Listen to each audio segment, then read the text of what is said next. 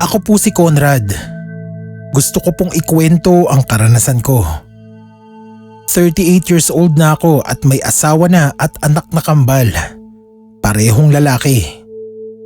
Taga Ilocos Norte po ako. Ang lugar kung saan din nangyari ang karanasan ko. May kumpare po ako noon, si Jonas. Kababata ko rin siya. Tinawagan niya ako nung araw na yun dahil birthday niya. Pinapapunta niya kami ng asawa ko dahil naghanda daw ang asawa niya.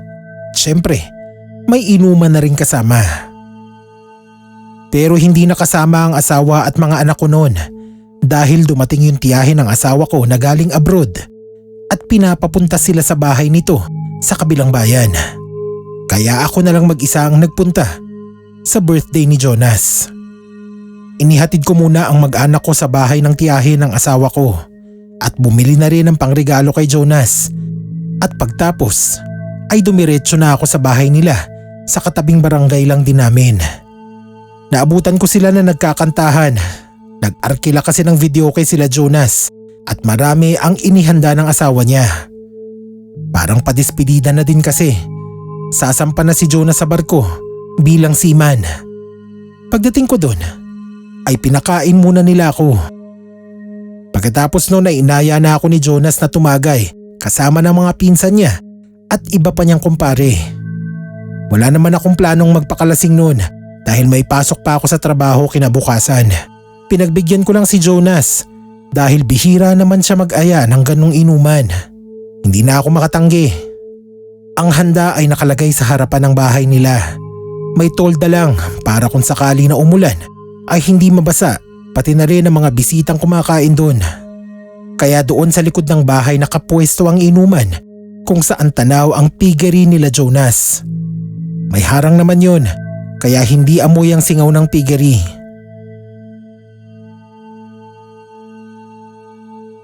Nag-umpisa na kaming mag-inuman at pumasok muna si Jonas sa kusina para kumuha ng pulutan.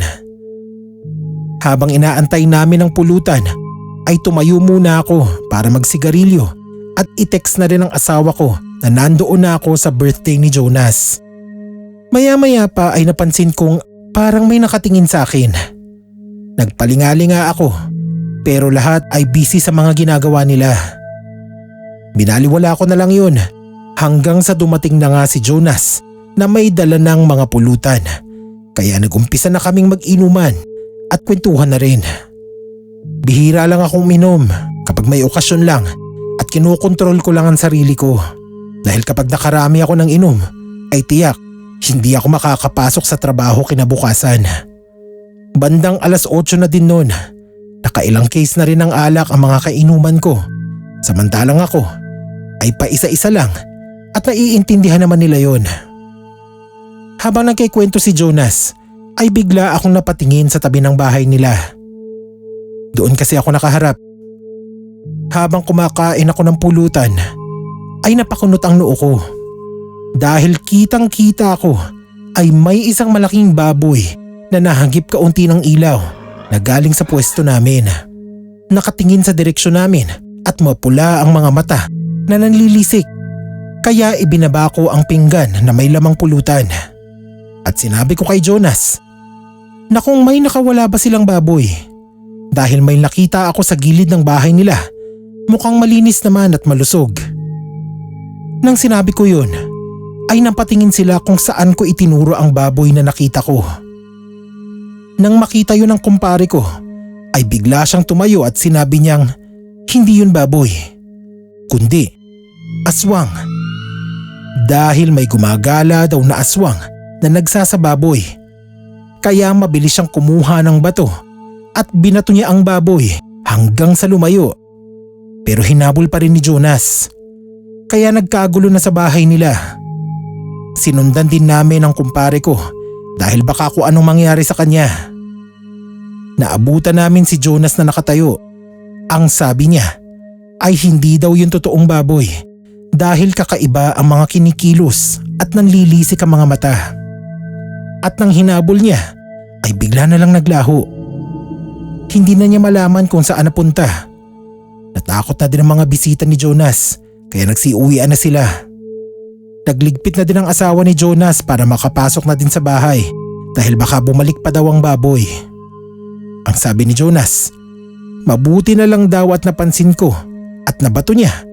Kung hindi ay baka kami ang ginawang pulutan ng aswang na baboy.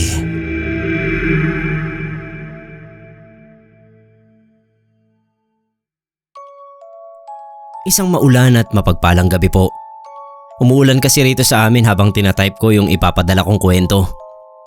Tungkol sa kapitbahay at kainuman namin dati na si Karoni. Tahimik na tao lang si Karoni.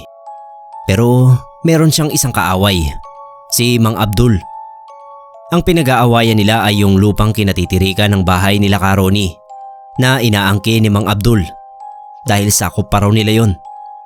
Mahabang usapin yon, kaya laktawan na lang natin. Ako nga pala si Ariel. Katatapos lang ng bagyo nun, nung magyayang mag-inom si Karoni. Matanda nga pala siya ng 10 taon sa akin. Nasa 35 siya nun, at ako naman 25. Pero magkasama kami sa bukid. Tapos yung kasama rin namin sa inuman mga taga-bukid din. Maliban nga lang kay Mang Abdul, nakaaway nga niya, kaya hindi niya inimbita. Tinanong ko kung anong okasyon, bakit siya nagpapainom. Sabi niya wala lang daw, katatapos lang daw kasi ng bagyo at binahari ng lugar namin. Sa kabila nun, okay kaming lahat, kaya dapat daw kaming mag-celebrate na nalampasan namin ang isang kalamidad. May punto naman siya.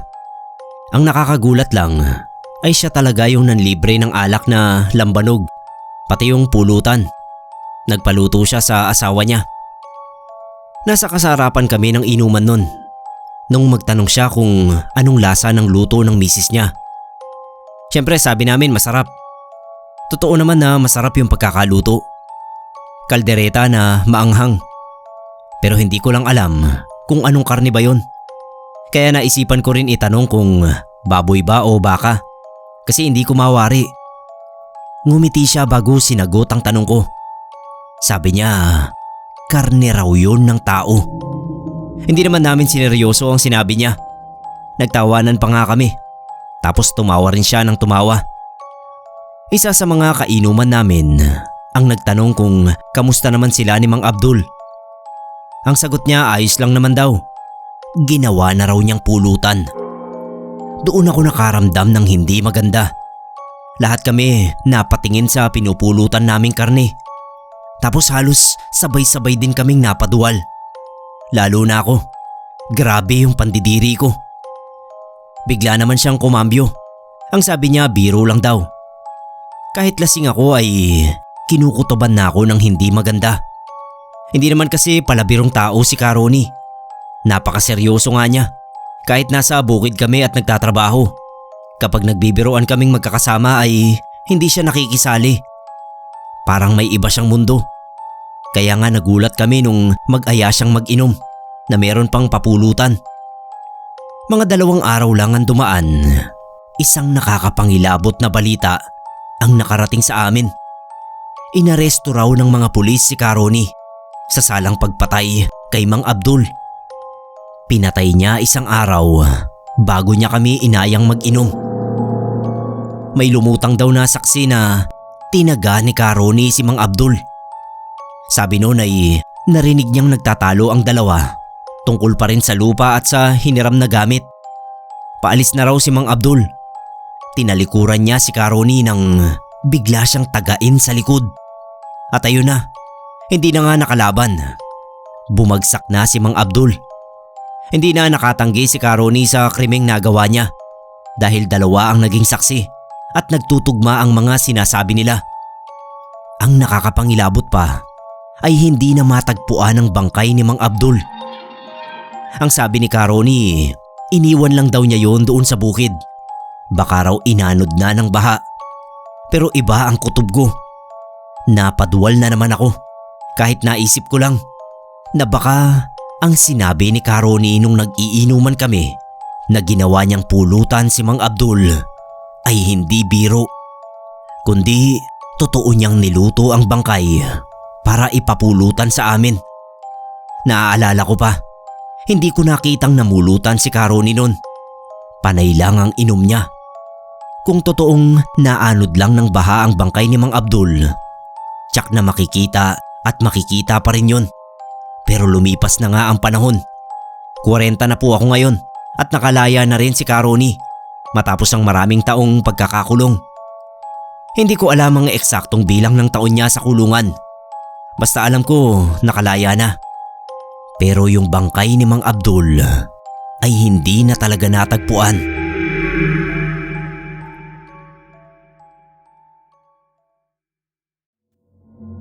Itago nyo na lang po ako sa pangalang Lindon. May nalaman po akong hindi pangkaraniwang kwento mula sa pinsan ko na hindi ko rin alam kung paniniwalaan ko. Pero gusto ko pong ibahagi sa inyo. Kayo na po ang bahalang humusga. Nangyari po ito. May 7 taon na din ang nakakaraan. Hindi ko na lang po babanggitin kung saan mismo yung lugar. Pero dito lang po sa Metro Manila. Kinuwento po sa akin yun ng pinsan ko bago siya nawala at nagtago.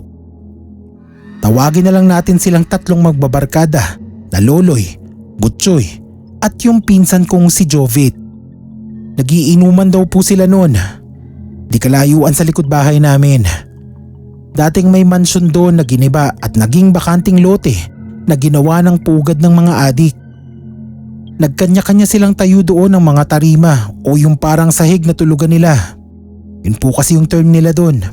Kaya naging compound na ng mga adik yung lugar na yun. Nung gabing yun, 3 lang daw silang nagiinuman doon dahil yung 2 kasama nilang nakatira doon nahuli sa buy bust. Siyempre, hindi lang inuman yun. Kasama na din ang pag-score. Kahit itanggi ng pinsan kong hindi siya gumagamit, hindi naman ako naniniwala.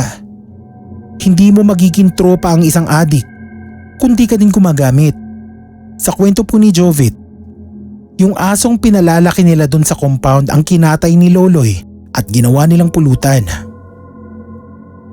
Galit na galit ako noon kasi animal lover po ako. Pero hindi sa mga animal na gaya nila.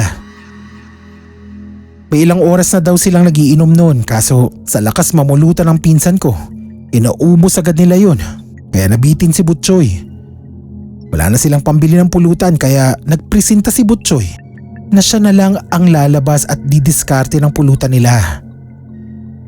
Natatagalan daw si Butchoy kaya balak sanang sundan ni Jovit pero nasalubong na niya yon at may bit-bit na isang babae na nagpupumiglas. Tinanong ni Jovit kung sino yon.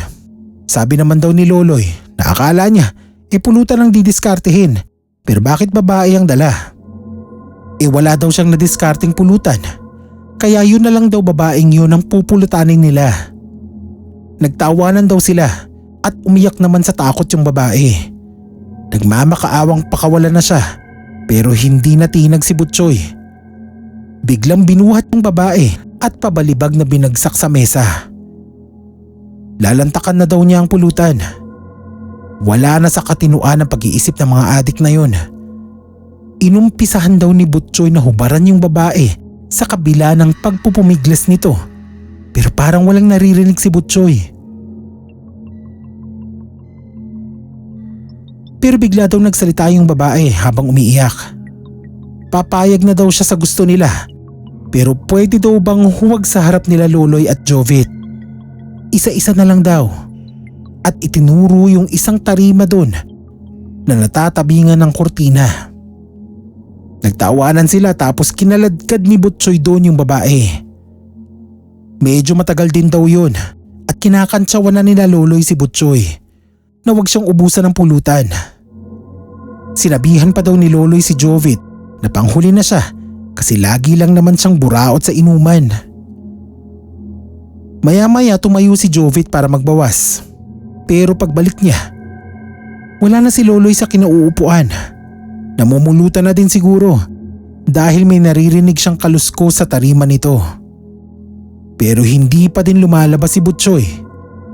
Baka nakatulog na sa kalasingan. Kaya mag-isa lang muna siyang tumagay doon. Pero matagal-tagal din daw ang lumipas. Hindi pa lumalabas pareho yung dalawa. Kaya sumigaw daw siya na nasaan na yung pulutan nila. tirahan naman daw siya. Pero wala ding sumasagot, kaya lumapit na siya sa mga tarima ng dalawa. Una niyang sinilip si Butchoy at nasindak siya nang makita niyang duguang nakabulagtayon at wakwak ang dibdib. Hindi raw niya nagawang tumakbo agad, lalo na nung biglang nahawi yung kurtina at lumabas doon yung babaeng tinangay ni Butchoy. Nakakagimbal daw yung itsura nito na may matutulis na pangil at kuko at nanlilisik na mapupulang mata. Natanaw niya sa likod nito si Loloy na nakabulagta na din. Nagawa niyang kumaripas ng takbo pero nahagip daw siya nito at nagpambuno sila sa lupa.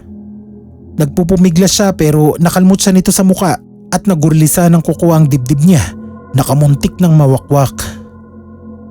Hindi daw siya nawala ng loob. Nahugot niya yung balisong niya at inundayan ng saksak yung babaeng aswang. Tapos ay saka siya kumaripas ng takbo. Nagulat ako nung rumaragasa siyang pumasok sa bahay nung madaling araw na yon. May malaking sugat sa muka na parang gawa ng matulis na kuko. Nanginginig siya sa takot at ikinuwento nga niya yon. Hindi naman ako naniniwala sa kanya at sinabihan ko siyang kakagamit niya yun ng droga. Nag-ahalusinasyon na siya.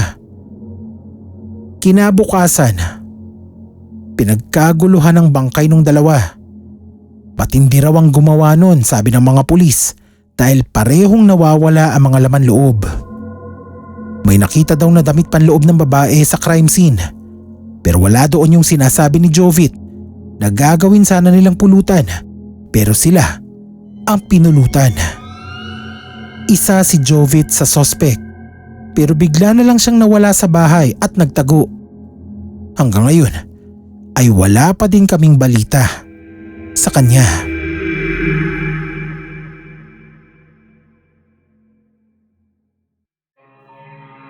Magandang araw. Tawagin niyo na lang po ako sa palayaw kong Ompong, tubong Samar at may sarili ng pamilya. Aaminin ko na mahilig akong uminom ng alak kasama ang mga kabarkada ko. Ito rin ang naging dahilan kung bakit muntik nang malagay sa panganib ang mga buhay naming magbabarkada. Ang ibabahagi ko po sa inyo ay nangyari noong 2012, karanasan naming magbabarkada. Binata pa ako ng mga panahong yun, nagtatrabaho bilang kargador sa palengke. Dito lang din sa lugar namin sa Samar. Pagkatapos ng trabaho namin noon sa palengke, ay tumatambay kami sa tindahan ni Aling Flora. Kumpleto na kasi ang mga tinda doon, hindi na din kami lalayo pa. 4 kami noon na magbabarkada. Si Anton, Emil, Badong. Si Emil ay may asawa na noon pero wala pa silang anak. Nakasanayan na rin kasi namin na mag-inom pagkatapos ng trabaho. Parang pampatulog na rin. Nang mga panahon na yon ay nauso sa amin ang pagkawala ng mga kabataan o kahit matanda na dahil daw sa aswang. Hindi naman ako natatakot doon dahil ang sabi ko ay malakas ako at may pangontra din ako. Isang beses noon na magkaayaan kaming magbabarkada na mag-inuman. May isinama si Badong na bago niyang kakilala na kargador. Bago lang daw yun sa pwesto nila Badong at wala pang masyadong kaibigan kaya isinama na lang ni Badong. Nang mag-umpisa na kaming mag-inuman ay parang may napansin akong kakaiba sa bago naming kakilala na si Lando. Hindi siya mapakali at hindi din siya tumitingin ng diretso sa mga mata ng kausap niya. Maya-maya lang ay tumayo siya at sinabi niyang bibili lang siya ng pulutan sa kabilang kanto dahil ang pulutan lang namin noon ay chichirya.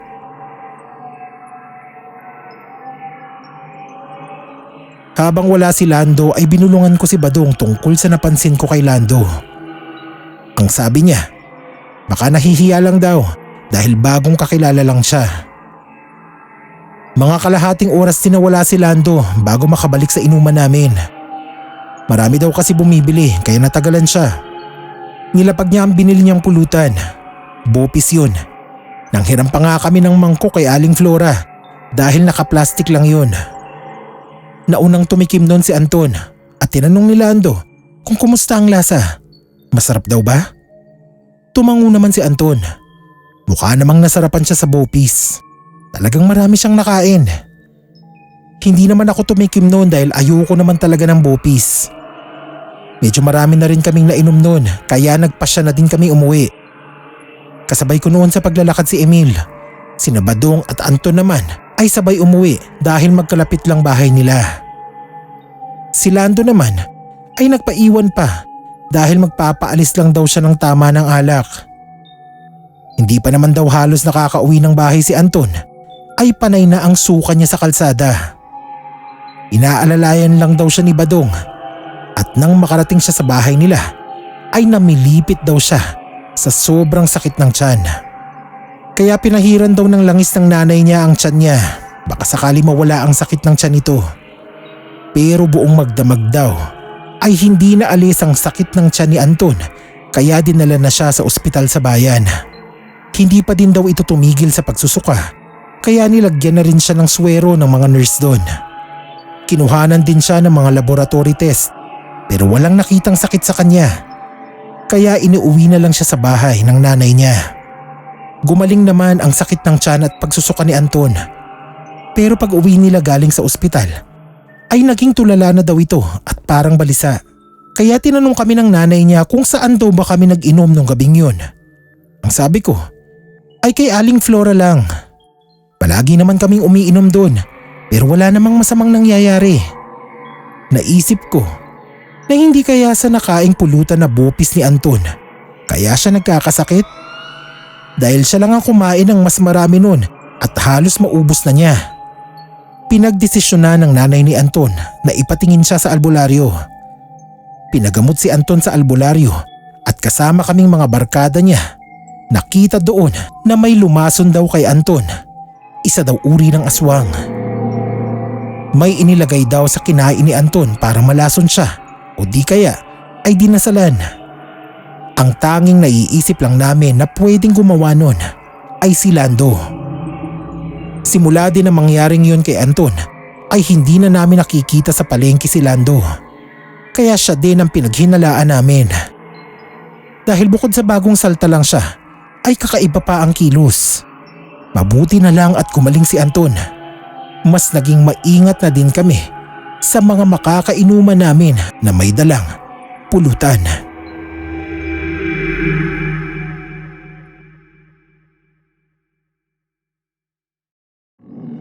Teng-teng ang palayaw na nakagisnan ko. Kaya ayan na lang din ang itawag niya sa akin. May nagsabi lang sa akin na ipadala ko sa horror channel niyo ang naging karanasan namin na nakakatakot. Kasama yung mga tropa ko nung minsang umattend kami sa debu sa malayong lugar. Kaibigan namin ang nagdebu. Kaya kahit malayo ang pinagdausan ng debu niya, pinuntahan pa rin namin. Para sa mga katulad naming manginginom, ay hindi talaga kami nag-enjoy sa party dahil pinagbawal ng papa niya yung alak. Kaya kaming magtotropa, naisip namin na doon na lang kami iinom sa bahay ng pinsan nila Migs. Madadaanan kasi namin yung bahay ng pinsan niya bago kami makarating sa SLEX. Habang binabagtas ng dala naming SUV ng tropa, yung daan patungo sa pinsan niya, may nadaanan kaming babae na may bitbit na basket at bilaong nakapatong sa ulo niya. Hindi pa katandaan yung babae. Siguro nasa early 30s pa lang. Na-curious kami kung ano ba yung tinitinda niya. Kaya hinintuan namin. Naghahanap din kasi kami ng mabibilhan ng pulutan nun. Nagkataon na hating gabi na. Kaya yung mga nadaraanan naming bilihan talaga ay sarado na. Dalawa kami sa tropa na bumaba para tignan yung paninda niya. Ulam daw yun. Iba't ibang luto ng baboy. May kaldereta at adobo. Na-excite kami kasi tamang-tama naman pala sa hinahanap naming pamulutan. Marami kaming binili. Konti na lang ang natira sa paninda niya kaya tuwang-tuwa siya. Naka-jackpot siya sa amin. Tapos binigyan pa siya ng tip ni Migs. Galante talaga si Migs. May kaya kasi sa buhay. Nung mag-iinuman na kami sa bahay ng pinsan niya, napansin kong natigilan ng pinsan niya na nakisali sa inuman namin. Tinanong ko kung bakit, anong problema. Nakatitig kasi siya sa kutsarang may lamang ulam na dala namin. Bigla niyang sinabi na wag muna kaming titikim ng mga binili namin. Yung mga nakasubo na ay dinura nila. Ewan lang kung may nakalunok na. Nag-uumpisa pa lang naman kasing mag-inuman. Tinawag niya yung lolo niya. Chinek ng lolo niya yung mga ulam. Tapos ay nagpakuha ng kalamansi. Isa-isang pinatakan yung mga putahe. Nagulat kaming lahat dahil umalingasaw yung amoy bulok. Tsaka niya inutusan ng apo niya na ibaon lahat sa lupa ang mga yon. Nakakahinayang man ay hindi na kami kumontra. Pinaliwanag ng lolo niya na ang mga nabili naming putahe ay hindi ordinaryong putahe. Luto raw yon ng isang aswang. Posibleng ang mga karne ay sa tao. Isang pruweba raw ang pag-alingasaw ng mabahong amoy mula sa putahe. Lahat kami hindi makapaniwala. Mabuti na lang at marunong kumilatis ang pinsan ni Migs, pati yung lolo niya. Dati pala kasing albularyo yung matanda, kaya alam niya ang mga ganoong bagay. At naturuan na rin niya yung apo niya maliban kay Migs, na nakahiwalay sa kanila. Mabuti na lang din at hindi pa namin nakain ang mga karning yon. Dahil ang mga pagkaing yun ay may laway ng aswang. At sa pamamagitan nun ay magagawa kaming yanggawin ng aswang. Tinanong ko kung ano ba yung yanggaw kasi hindi ko pa alam dati. Sabi niya isang paraan daw yun para ang tao ay maging isang aswang din. Bakit naman kako kami gagawing aswang? Ibig sabihin lahat ng makakabili at makakakain ng paninda ng babae ay magiging aswang? Tumango-tango ang matanda. Posible raw na ang lahi ng aswang na yon sa kanilang lugar ay kumukunti na. Kaya yon ang naisip nilang paraan para magparami. Pero hindi naman imposible na may iba pang dahilan. Kaya yon ginagawa ng babae. Naghanap na lang ang pinsan niya ng mga tira-tirang pagkain sa ref nila. At yun na lang ang pinulutan namin. Mula nang mangyari sa amin yon, ay hindi na ako bumili sa mga nilalako sa daan. Lalo na kapag mga luto na. Lagi ko kasing naaalala yung nabili namin.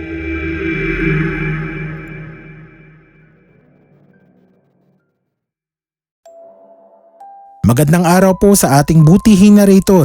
Ganon din sa lahat ng sumusuporta sa channel na to.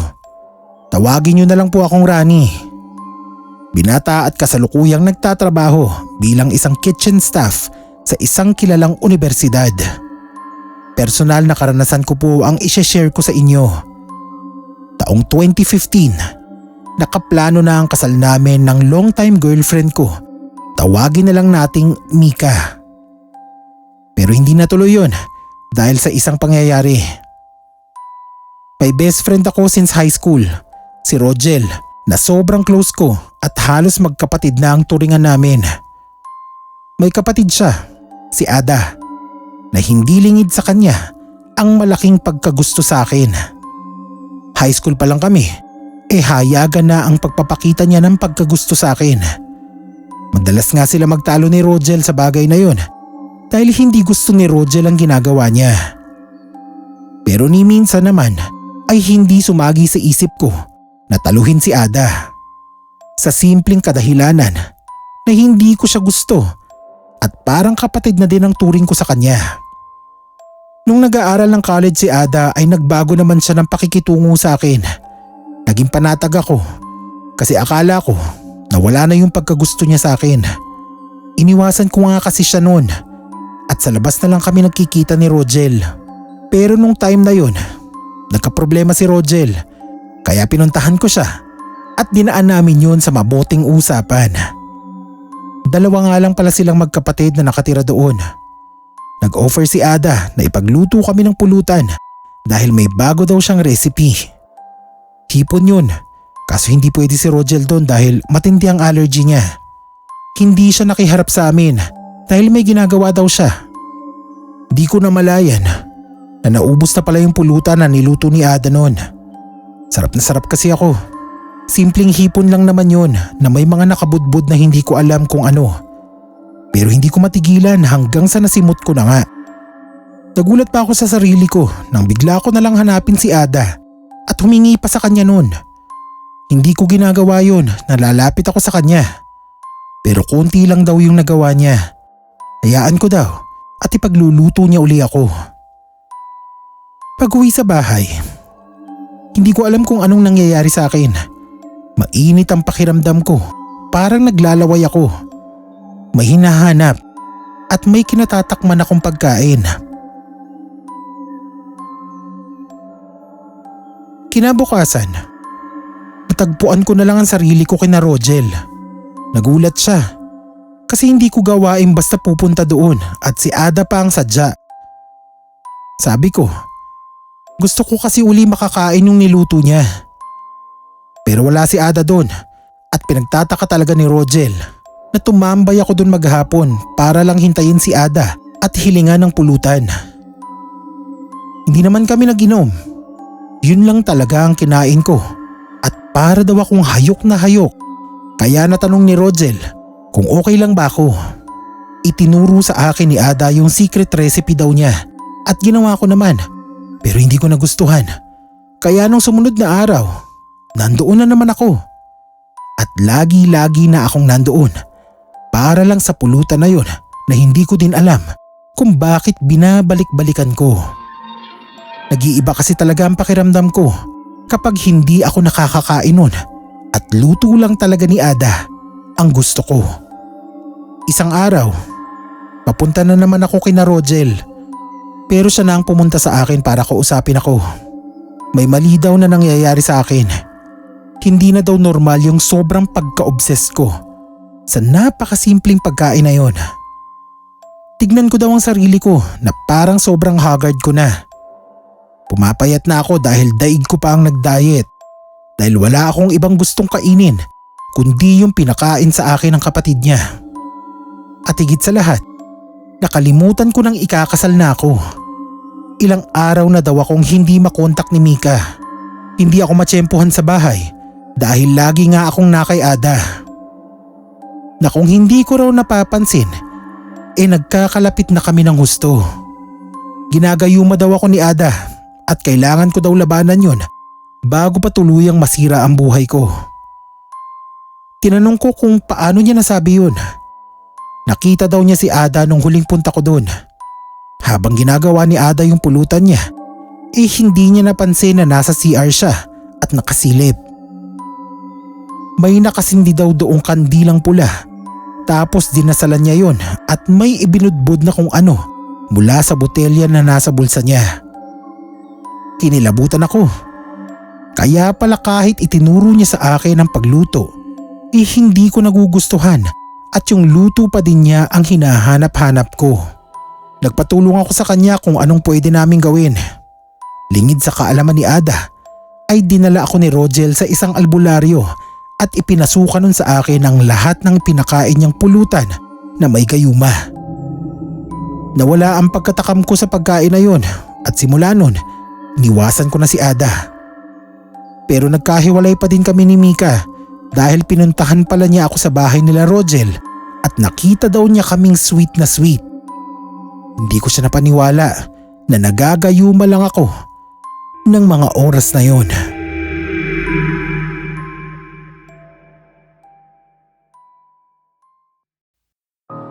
Magandang araw sa lahat.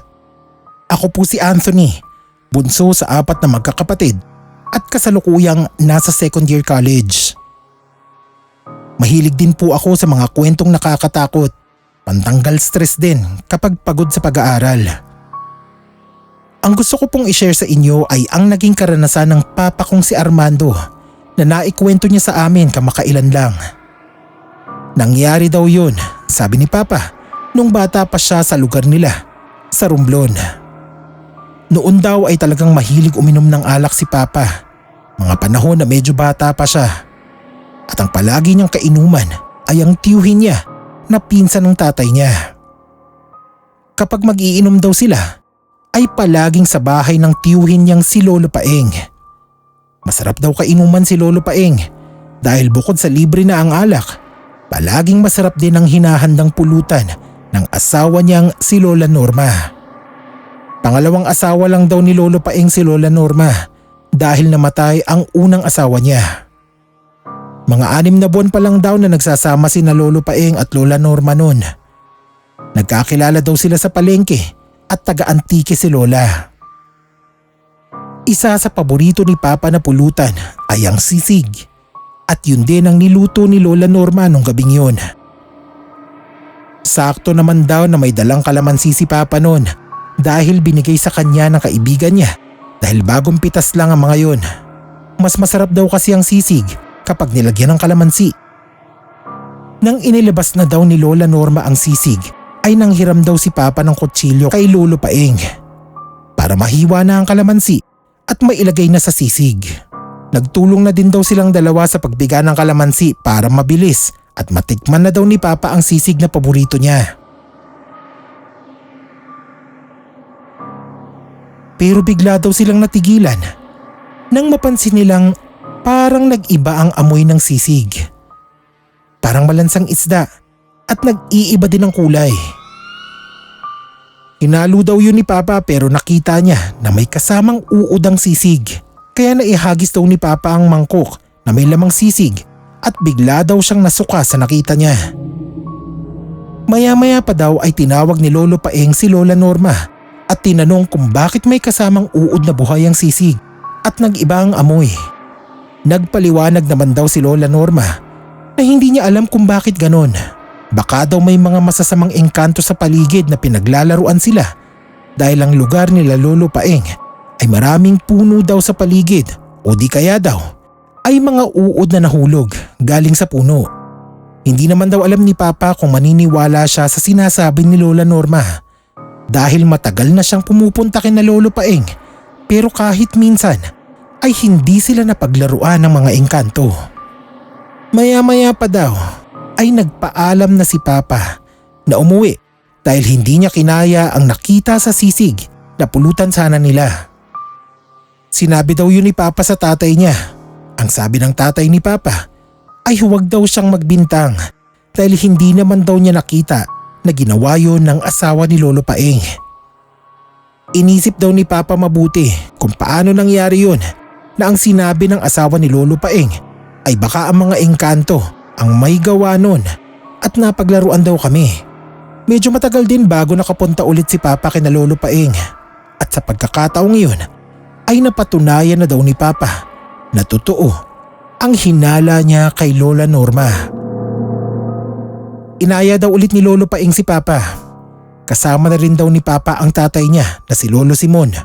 Nag-request daw ulit ng sisig si Papa kay Lola Norma at sa pagkakataong yun ay sinundan ni Papa si Lola Norma kung paano niya yun ginagawa at kitang-kita niya sa mga mata niya na inuorasyon na nito ang mga sisig na inihanda sa kanilang pulutan. Totoo ang hinala ni Papa na isang mangkukulam si Lola Norma kaya agad na daw inaya ni Papa ang tatay niya na umuwi. Hindi na daw sila nagpaliwanag kay Lolo Paeng hanggang sa hindi na sila bumalik doon.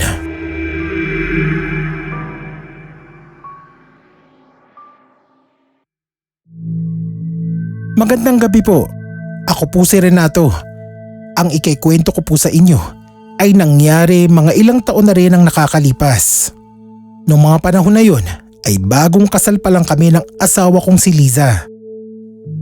Isa po akong construction worker sa Bulacan ngayon. Nangyari po itong kwento ko nung nagkaroon kami ng project sa Nueva Ecija. May isang kasamahan po kami noon. Siya po si Edwin. Bago lang siya sa construction site. Labor po siya. Tahimik lang siya at hindi naman nakikihalubilo masyado sa mga kasamahan namin. Hindi din kami ganun ka-close nung una. Kaya nagtaka ako nung isang beses ay yayain niya kami na magpunta sa lugar nila dahil may handaan daw sa kanila. Tutal naman daw ay wala kaming trabaho kinabukasan dahil wala pang mga materyales. Pumayag naman kami para makapamasyal na din. Doon lang din naman sa Nueva Ecija yun. Hapon nang umalis kami ng site para pumunta sa bahay nila Edwin.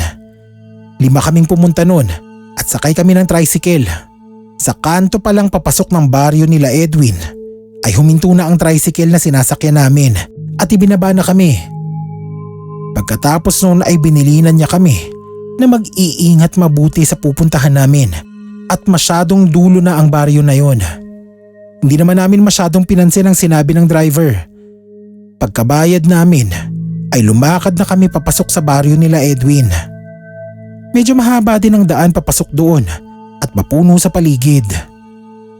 Magkakalayo din ang mga bahay sa bawat nadadaanan namin at ang mga nakatira doon ay nagsisipasukan sa loob ng bahay nila habang dumadaan kami at ipinagtaka namin yon ng mga kasama ko.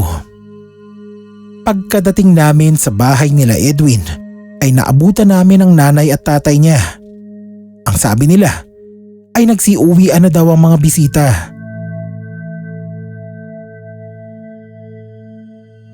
Pero napansin ko na parang wala namang handaan dahil walang kahit anong bakas nito. Hapon lang naman kami dumating doon. Maya-maya pa ay naglabas ng alak ang tatay ni Edwin at ang pulutan ay dinuguan. Ang sabi ni Edwin, yun daw ang special recipe ng pamilya nila. Dinala kami ni Edwin sa sala. Medyo may kalakihan ang bahay nila Edwin kaya napaisip ako na bakit kaya pumasok pa si Edwin bilang construction worker. Mukhang may kaya naman sila sa buhay. Nung mag-umpisa na kaming mag-inuman ay nagpunta muna ang mga magulang ni Edwin sa kusina dahil may aasikasuhin daw sila. Ibinida ulit ni Edwin ang dinuguan na luto ng nanay niya. Nang tignan ko yun ay napansin ko na parang may kakaiba. Parang ang tingin ko ay may laman yung tenga ng tao dahil kakaiba ang pagkakahiwa. Binaliwala ko na lang yon dahil baka sabihin ni Edwin ay sinisiraan ko ang luto ng nanay niya. Hindi ko na lang tinikman at nagdahilan na lang ako na hindi ako kumakain noon. Maya-maya pa ay nagpaalam na ang isa naming katrabaho na mauuna nang umuwi dahil malapit lang din naman ang bahay nila doon. Nagpresenta na ako na maghatid sa kanya dahil maninigarilyo din ako. Nang maihatid ko na ang kasama ko sa gate, ay naglakad-lakad ako saglit sa bakuran nila at hindi ko sinasadya na makarating sa likod ng kusina nila at nakita ko ang malaking kawa ng dinuguan. Ginamit ko ang flashlight para mailawan at makita yon. Halos masuka ako at napaatras nang makita ko ng maliwanag ang laman ng kawa. Isang ulo ng tao ang nandoon at tapyas ang mga tenga. Hindi nga ako nagkamali kanina nang makita ko ang inihain na pulutang dinuguan na may kasamang tenga ng tao. Nagmadali akong bumalik sa sala at inaya na ang mga kasama ko na bumalik na kami sa site. Hindi ko naman sinabi kay Edwin ang nakita ko. Nang palabas na kami ay pinigilan kami ng mga magulang niya pero nanindigan na ako na umuwi na kami at masyadong gabi na din sa daan. Habang naglalakad kami ay nabanggit ko sa mga kasama ko ang nakita ko at sinabi ko din na nawala ang pagkalasing ko dahil doon. Nagmadali naman kaming maglakad palabas ng baryo. Mabuti na lang at may nakaparada ng tricycle doon at sumakay na kami agad. Tinanong naman kami ng driver kung saan kami nanggaling at sinagot naman namin na sa baryo. Hindi daw ba namin alam na napakadelikado ng pumasok sa baryo dahil napapabalita na may isang pamilya ng aswang doon. Sinabi naman ng driver ang itsura ng pamilya na yun at tumugma naman sa pamilya ni Edwin kaya kinilabutan ako at tama ang hinala namin. Kung napasarap lang ang kwentuhan, nalasing kami ng sobra, baka kami na ang ginawang susunod na pulutan.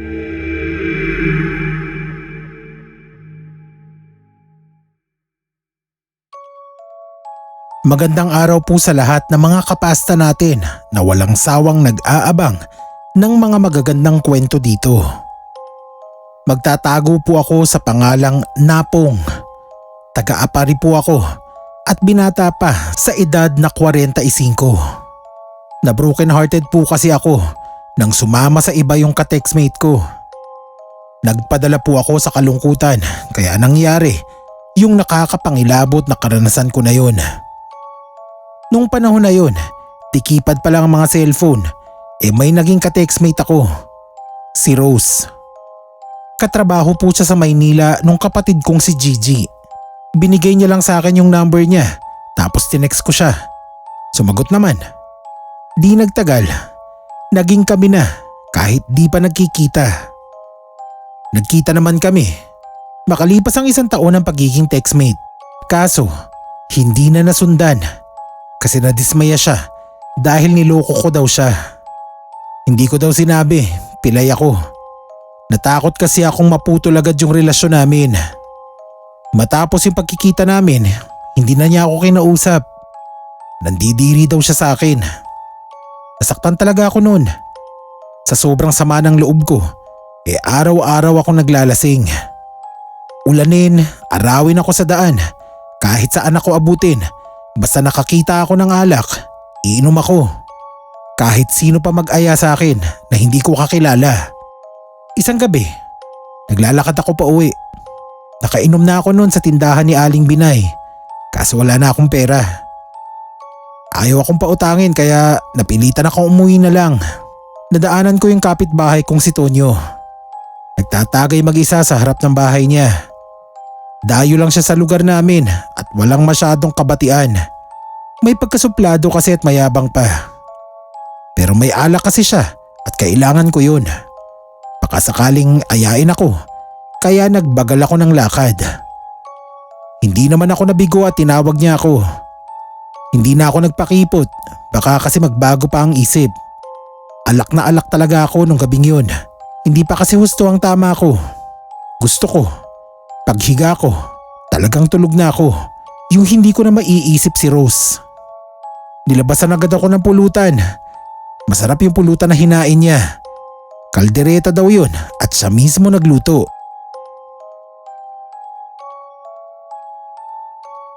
Tapos nagsimula na kaming magtagay. Hindi ko akalaing madaldal din pala yun pag nakakainom. Akala ko, tahimik lang. Sa umpisa lang pala.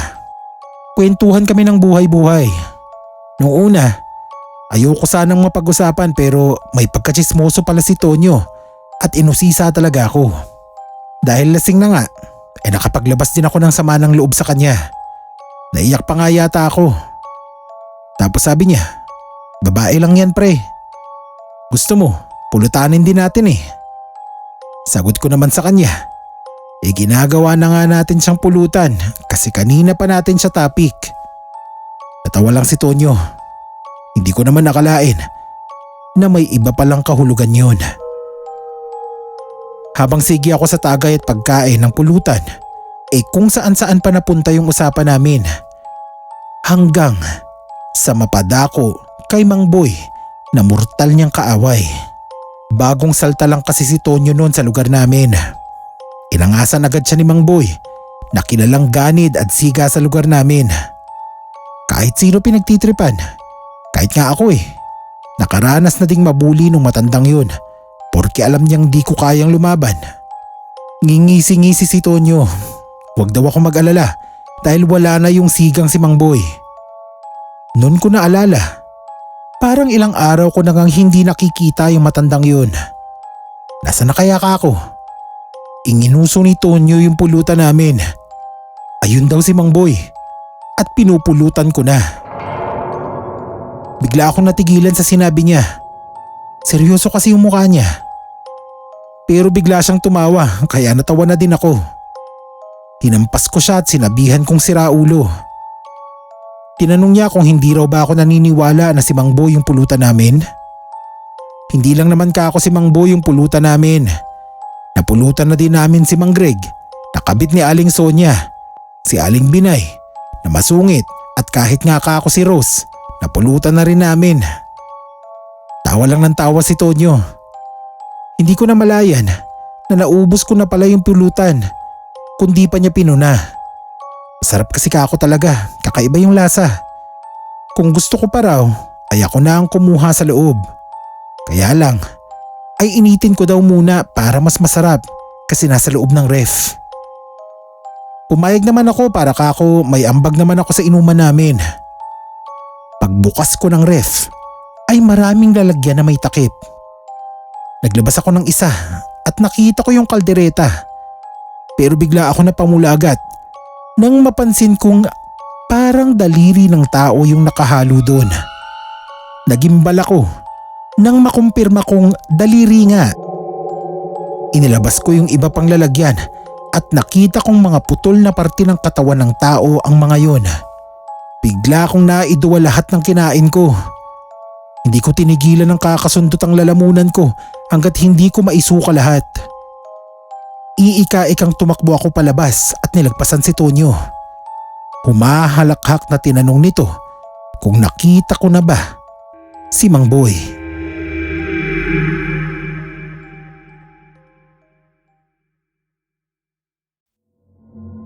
Mga kapasta, itago nyo na lang ako sa pangalang Renzo.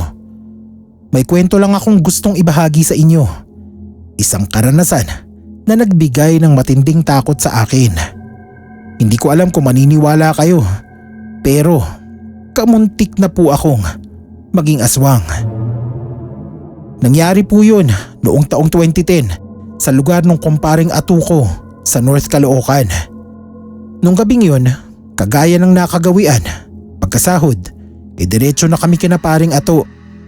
Doon kami laging nag-iinom sa kanila para safe. Iwas gulo. Ayoko kasi ng maligalig na kainuman. Pagpasok namin sa iskinita nila, sa may bakanting lote, natanaw namin yung kapitbahay niyang si Jose. Tumayo agad yun pagkakita sa amin. Yun yung makulit niyang kapitbahay na dayo lang din daw doon na lagi kaming inaayang makipag-inuman sa kanya. Matagal na yun pero ni minsan, hindi kami nakiharap doon. Ligalig kasi siya, laging may kaaway. Gustuhin man naming iwasan, kaso hindi agad kami nakaikot sa kabilang daan. Sinalubong kami noon at tinagayan.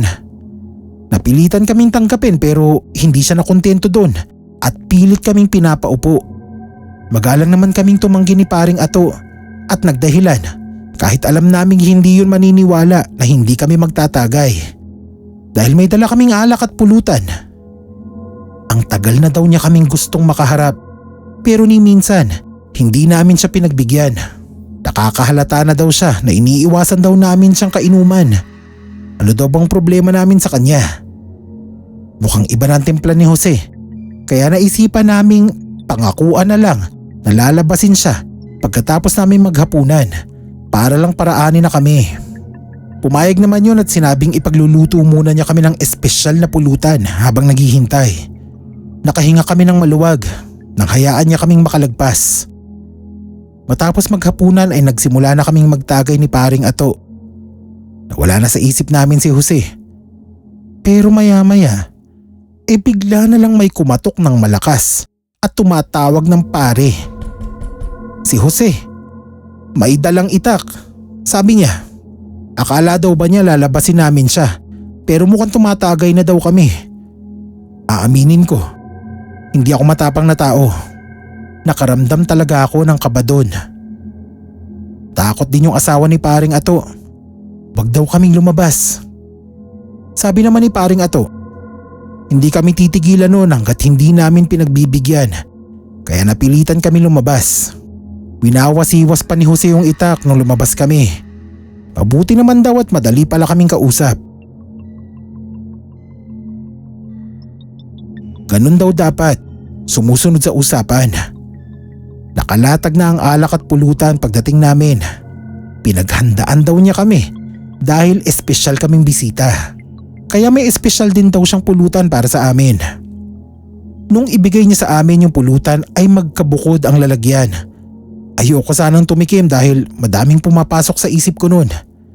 Pati nga yung alak bala kong dayain pero bantay na bantay niya kami. Hindi kami inaalisan ng tingin habang nakangisi. Sa isip ko noon ay may sayad yung taong yun. Sinisiguro niyang mainom at makain namin yung bigay niya. Kaya lalo akong kinakabahan. Wala kaming choice kundi pagbigyan na lang talaga siya. Wala naman akong makitang kakaiba o espesyal sa itsura ng pulutan na yun. Simpleng karni lang na parang ginataan pero masarap pala. Ipapatikim ko sana kay paring Ato pero pinigilan niya agad ako. Wala daw tikiman dahil may kanya-kanya na kaming pulutan. Napangalahati ko yata yung pulutan nang sa wakas inapapayag din namin na sa ibang araw na lang uli mag-inom. Bago ako tumalikod ay nahuli ko pa ang makahulugang pagtitig at pagngisi ni Jose sa akin at hindi ko maiwasang kilabutan. Habang nasa daan ako pa uwi sa bahay ay nakaramdam na ako ng kakaiba. Nag-iinit yung loob ng katawan ko habang pinagpapawisan naman ng malamig. Hindi ko rin alam kung ako ba yung umiikot o yung mga nasa paligid ko. Sobra yung kaba ko noon. Parang hindi ako aabot sa bahay. Pero nakarating naman ako kahit pasuray-suray. May natatnan akong aso sa tapat ng pinto ko. Natitigan ko yun at kinikilabutan ako sa naiisip ko. Parang isang nakakatakam na pagkain ang tingin ko sa kanya. Parang gusto ko siyang sakmalin at tikman. Nandidiri ako sa isipin yun pero hindi ko alam bakit bigla akong may ganong pakiramdam. Ipinilig-pilig ko ang ulo ko at pilit pinaglinaw ang isip. Binubugaw ko yung aso. Dali-daling pumasok sa loob at nagkandado. Naglalaway ako at patuloy na nag-iinit ang pakiramdam. May maling nangyayari sa akin. Kung ano ay hindi ko matukoy. Magdamag na ganoon ang pakiramdam ko.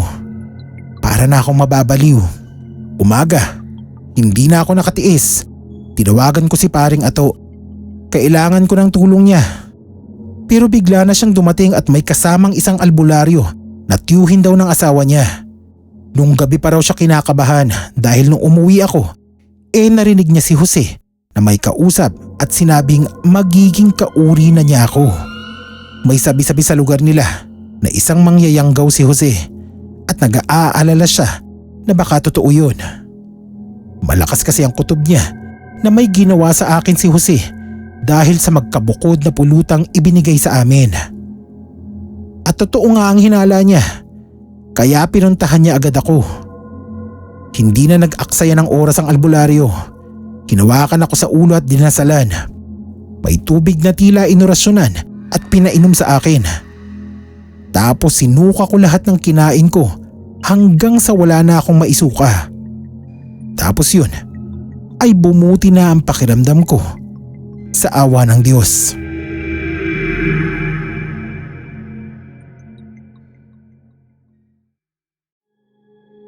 Kumusta po?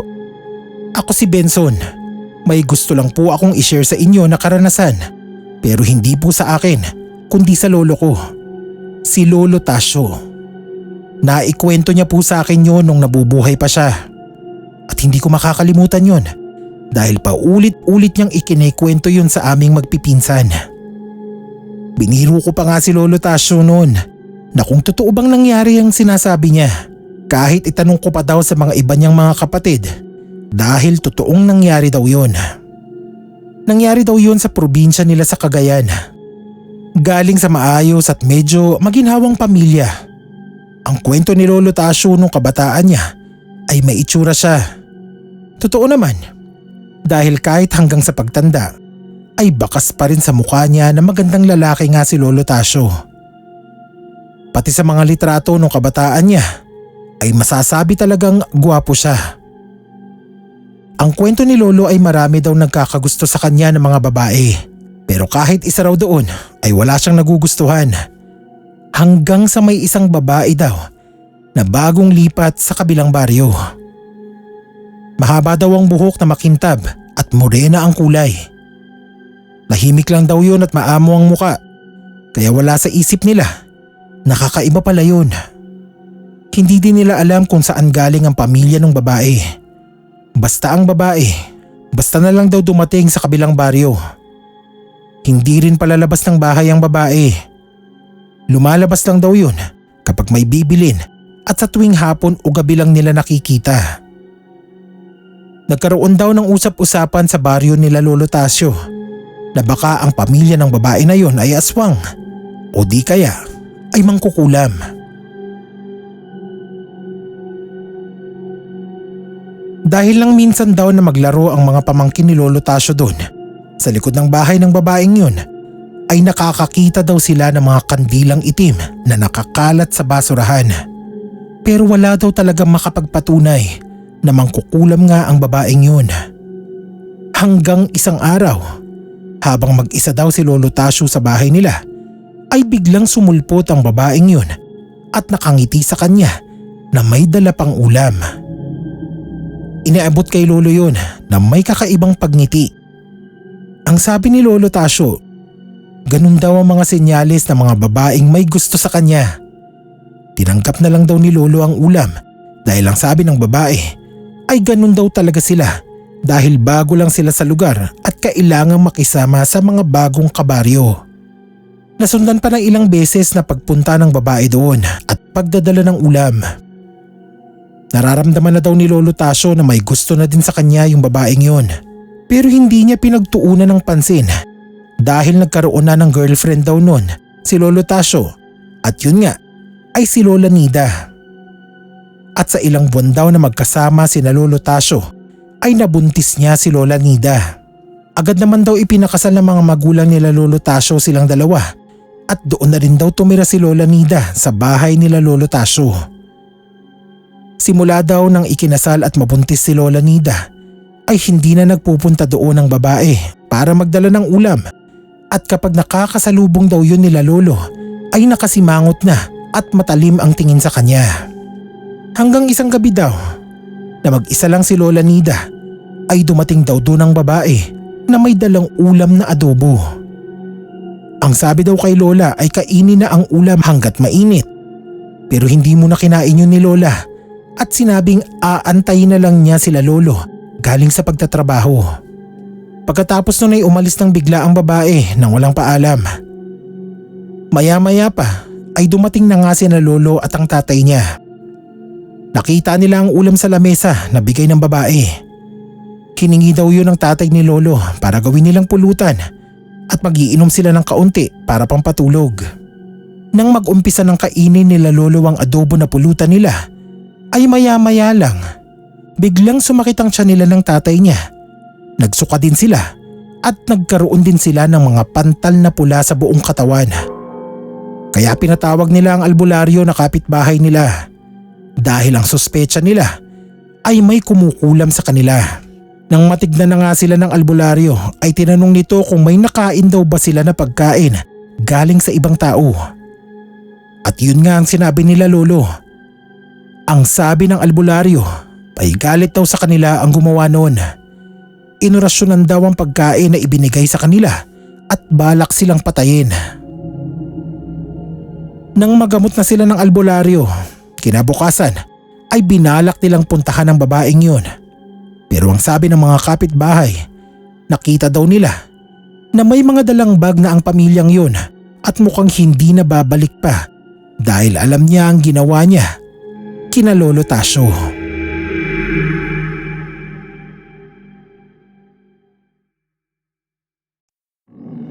Ako po si Abner mga kapasta. Kumusta po kayo? Matagal na po akong nakikinig sa mga kwentong ipinapadala dito at matagal ko na ding gustong magbahagi ng sarili kong karanasan. Kaya lang po, hindi ako marunong magbuo ng kwento. Kaya nagpaturo pa ako sa pamangkin ko. Ito pong karanasan ko, hindi lang isang beses nangyari at hindi lang din po ako ang nakaranas. Pero ang ikikwento ko na lang sa inyo yung unang beses na na-encounter ko yun.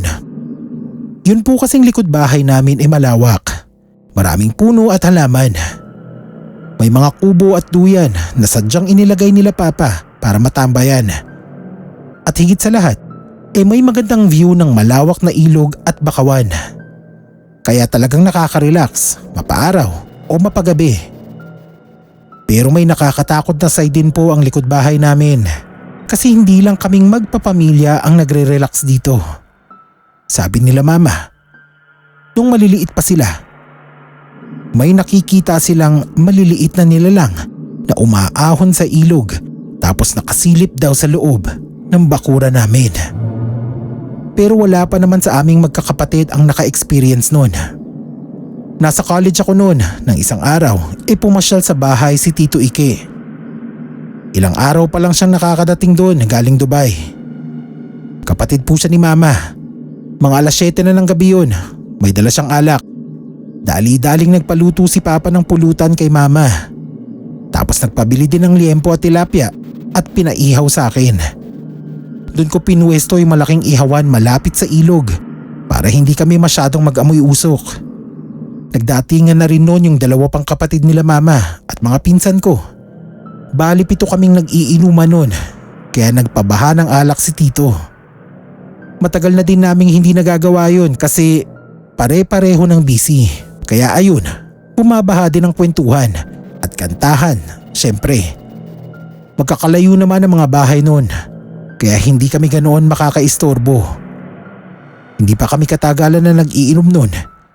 Napansin kong parang ang bilis maubos ng mga iniihaw ko. Pero hindi ko alam kung saan siya nawawala.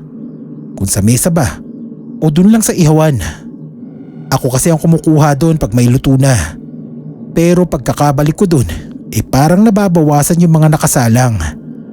Natanong ko tuloy yung pinsan kung alam kong malakas mamulutan kung kumukuha ba siya sa mga nakasalang pa. Pero hindi raw. Kaya napakamot na lang ako. Kinantsawan tuloy ako na ang aga ko daw nalasing.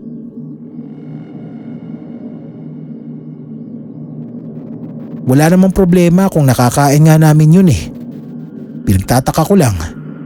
Hindi ko pa nga yun kinukuha. Kaya ang ginawa ko, tinandaan ko na 8 piraso yung liempong nakasalang saka 2 relyenong tilapia.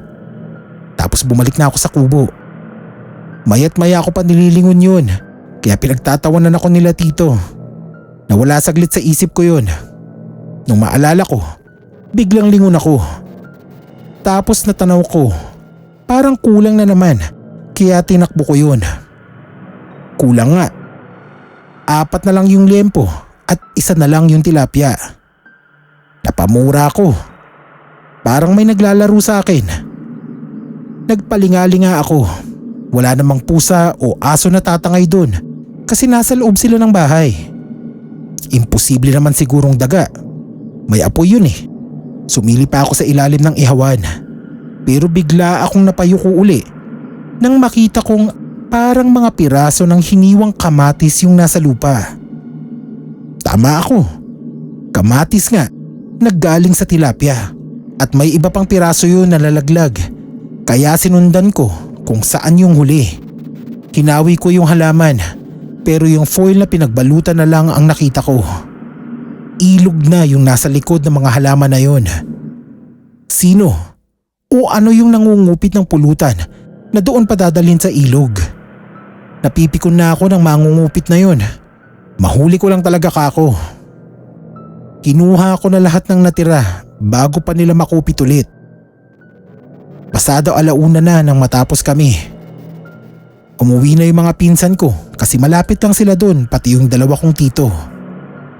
Pero si Tito Ike, doon na pinatulog dahil lasing na at hindi na pinayagan ni mama na mag-drive. Inako ko na yung pagliligpit ng pinag-inuman namin. Kasalukuyan kong inaalis yung mga abo ng uling doon sa ihawan nang may makita akong parang gumagalaw sa likod ng mga halaman. Parang may ulong nakasilip. Pero sabi ko, baka namamalikmata lang ako. O baka anino lang ng dahon.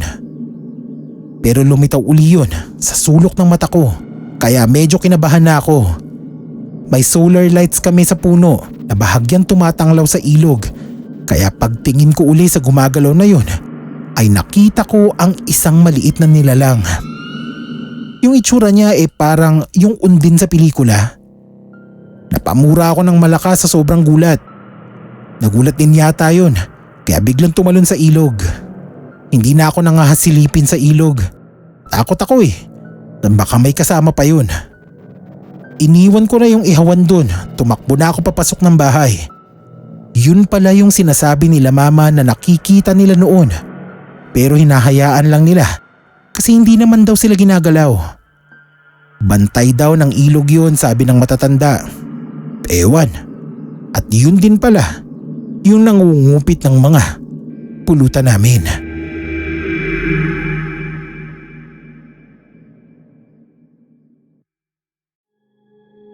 Ako po si Barry. Sana ay mapansin niyo ang kwento ko. Bagamat ilang beses na akong nakakarinig ng mga kwentong karne ng tao sa pistahan, may kaugnayan pa rin doon ang gusto kong ibahagi sa inyo. Kasi totoong karanasan ko po talaga. Nangyari nung naimbitahan kami sa pistahan sa lugar ng kaibigan ni Mama na si Tita Odette. Hindi makatanggi si Mama sa imbitasyon dahil tuwing siya ang nag-iimbita ay palagi ring present ang kaibigan niyang yon. Sa probinsya ang pistahan. Yung lola ko hindi makapayag na hindi kami magbaon ng asin at kalamansi. Panlaban daw sa mga aswang at maligno na hindi malayong nasa daratnan naming lugar.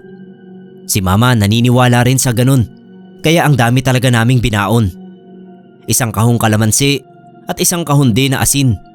Pero maliit na kahon lang naman na tinago ni Mama sa compartment ng kotse. Huwag ko raw ipapakita yon kahit na kanino, lalo na kay Tita Odette dahil baka ma-offend daw. Balak niya rin kasi na magtagal kami ron hanggang 3 araw para hindi masayang ang mahabang biyahe. Total naman daw ay natapat yon sa long weekend kaya hindi makakaabala sa trabaho niya. Wala rin kaming pasok sa school. Nasa first year college ako nun.